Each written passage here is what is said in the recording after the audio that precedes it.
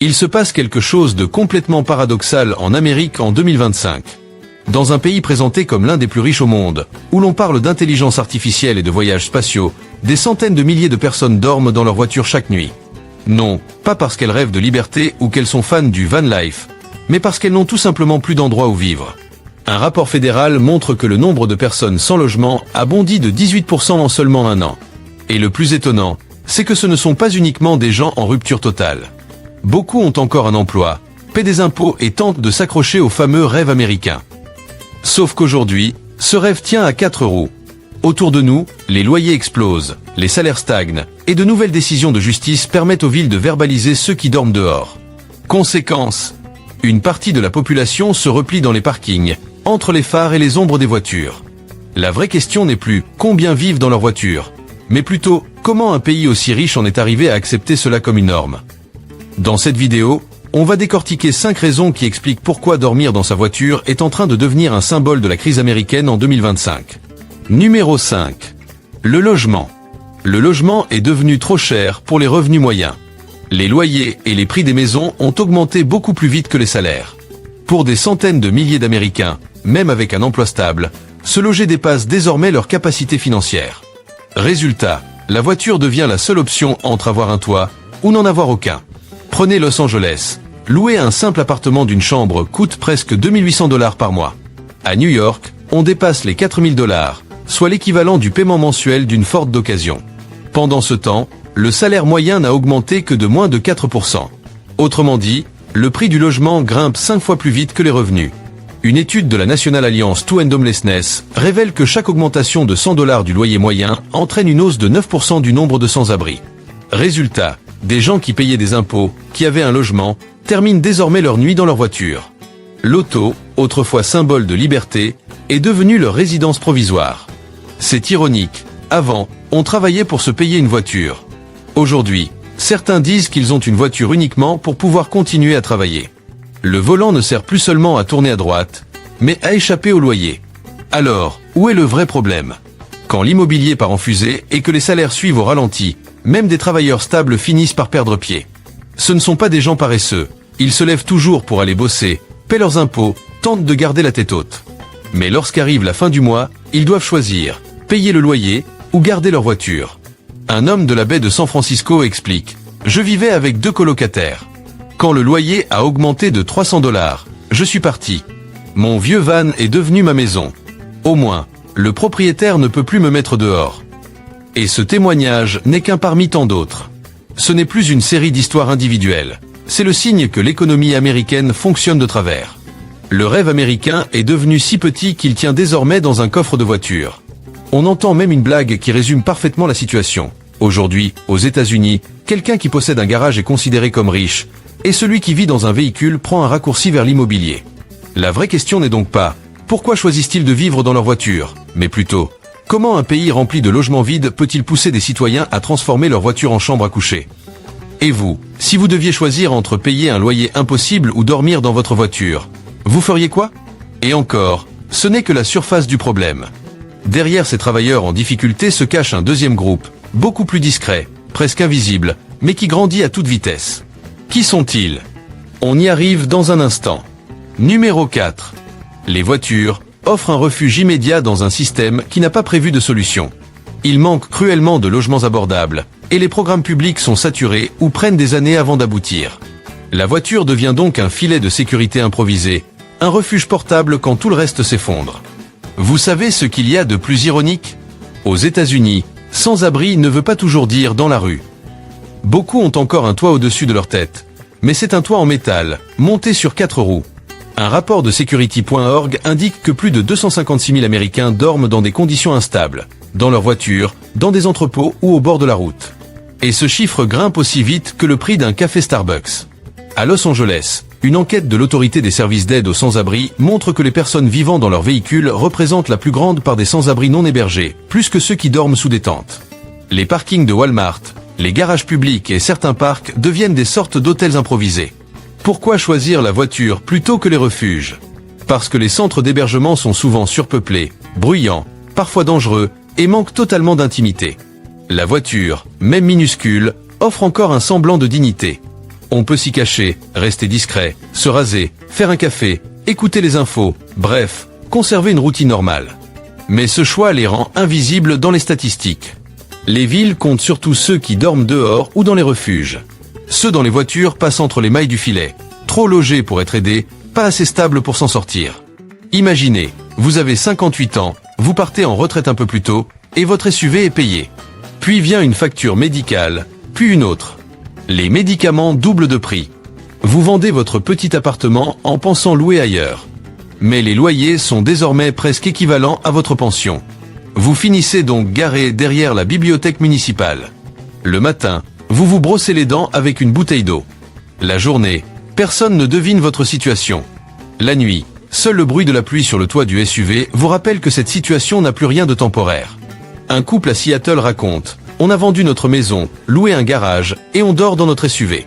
Au moins, on reste ensemble, à l'abri. » Le garage devient une chambre à coucher anonyme au milieu d'une ville qui continue de briller.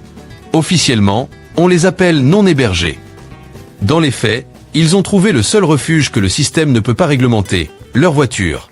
Un abri légal, mais considéré comme une nuisance.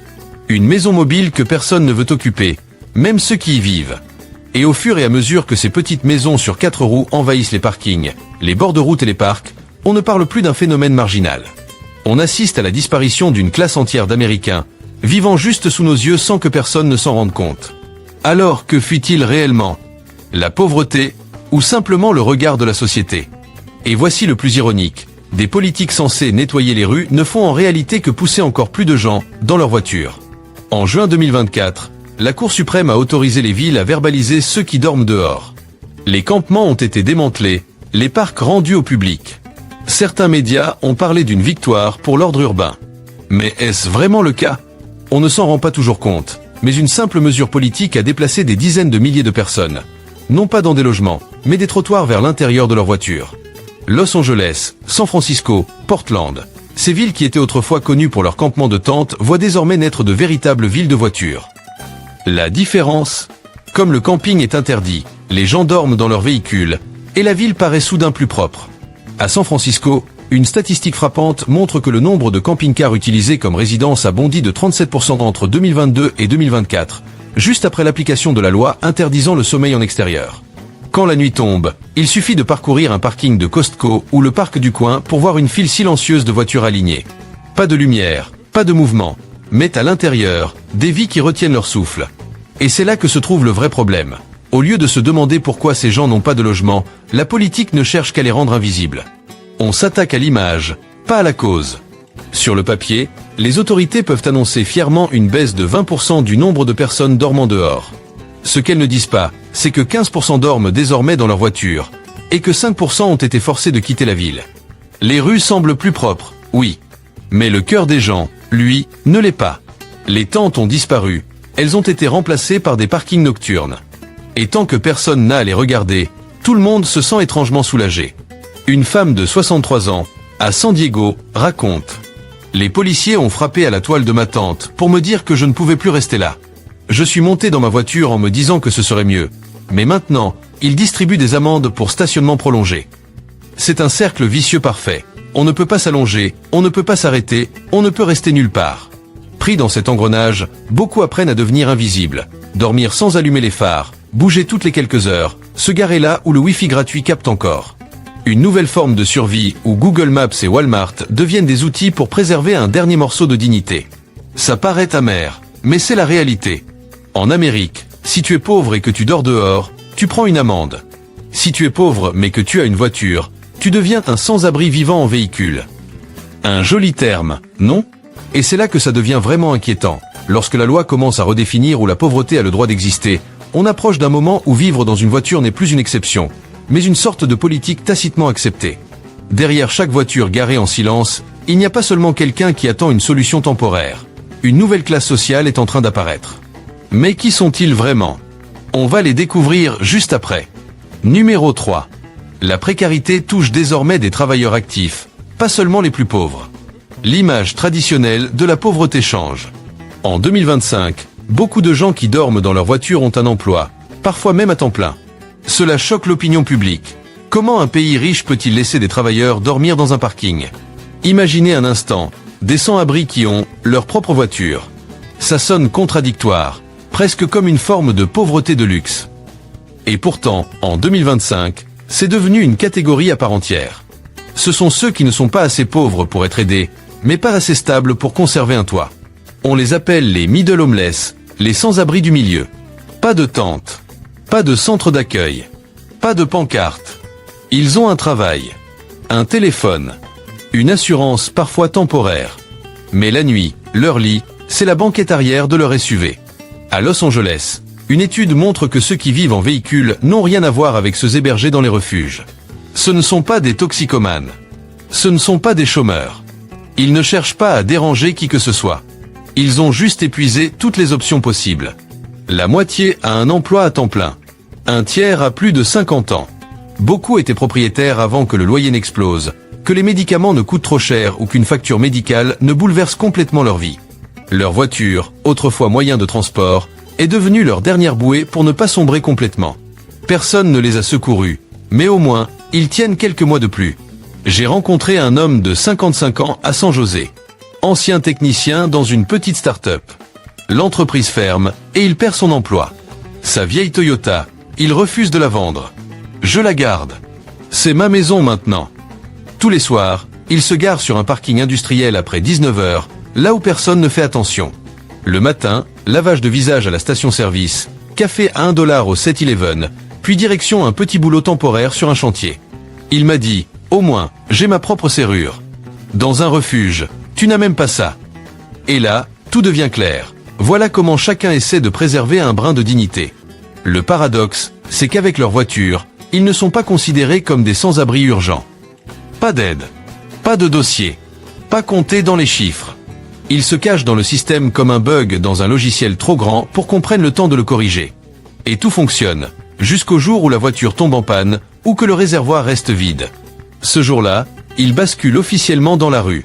On appelle ça Home Sweet Home. Mais pour beaucoup d'Américains, c'est devenu Home Sweet Parking Lot. Ce ne sont pas des gens qui abandonnent. Ils incarnent la preuve que parfois, une simple augmentation de loyer ou une facture médicale peut faire exploser toute une vie. Alors qu'est-ce que fait vraiment la société pour les aider à se relever? Ou attend-on qu'ils touchent le fond avant d'agir? Parce que lorsque même des personnes stables se retrouvent à vivre dans leur voiture, ce n'est plus une série d'histoires individuelles. C'est une crise qui frappe à la porte de chaque garage. Numéro 2. Le phénomène se banalise et devient visible partout. Le nombre de personnes vivant dans leur véhicule a explosé.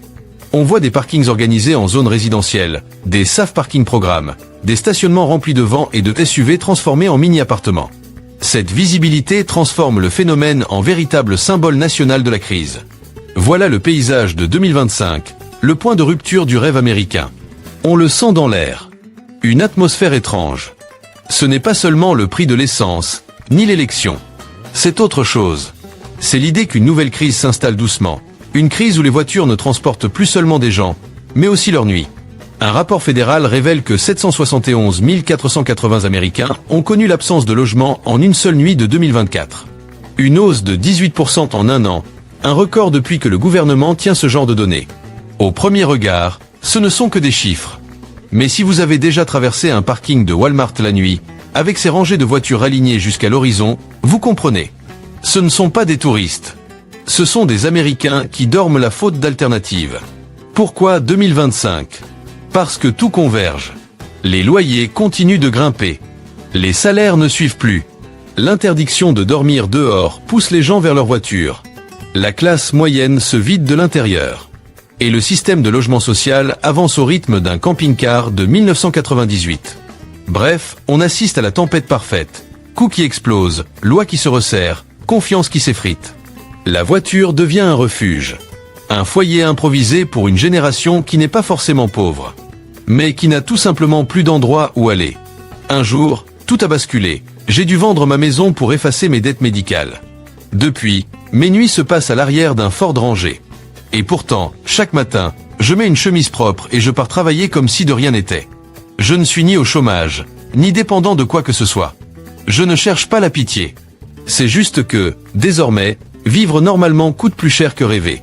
Un soir, j'étais garé sous les lumières jaunâtres d'une station-service. La radio parlait d'une économie plus forte que jamais. Ça m'a fait sourire. Un sourire un peu amer. Peut-être que l'économie va bien. Oui, mais clairement pas pour moi. Ce qui fait peur, ce n'est pas le chiffre de 771 000. C'est le fait que tout cela devienne banal. Quand les médias disent que c'est une tendance, quand le gouvernement explique que, au moins, ils ne sont pas dans la rue, quand la population commence à trouver normal que des gens dorment dans leur voiture, c'est là que le rêve américain commence réellement à s'effondrer. J'ai lu un commentaire en ligne, sarcastique mais tellement juste. Le pays de la liberté ? On dirait surtout le pays des maisons à roulettes. Parce qu'aujourd'hui, ce n'est plus un cas isolé. On dirait même que c'est devenu la preuve d'un système qui craque de partout. La stabilité est devenue un privilège, et la voiture, le dernier refuge. Un pays qui, autrefois, se vantait de donner une seconde chance à tout le monde, pousse maintenant des centaines de milliers de personnes à reconstruire leur vie, depuis le coffre de leur voiture. Et si vous pensez que ça ne concerne que la côte ouest ou uniquement les jeunes, vous vous trompez. Quand le logement devient un luxe et que les voitures se transforment en abri, personne n'est vraiment à l'abri. Numéro 1.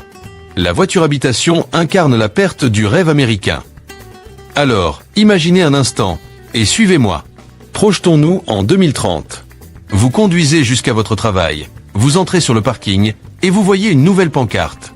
Stationnement résidentiel réservé aux véhicules habitation. Faux, non. Et pourtant, vu la direction dans laquelle on avance, ce n'est plus une question de si, mais de quand. Les loyers continuent d'augmenter. Les salaires stagnent. Les politiques se durcissent. Les logements abordables, eux, attendent encore d'être construits. Ce qui devait être une solution temporaire commence doucement à devenir un mode de vie durable, voire reconnu légalement. On pourrait même voir émerger des quartiers entiers de résidents sur roues, avec leurs propres règles, leurs taxes, leurs adresses postales. Ça paraît moderne, presque innovant. Mais en réalité, c'est juste la normalisation d'une crise profonde.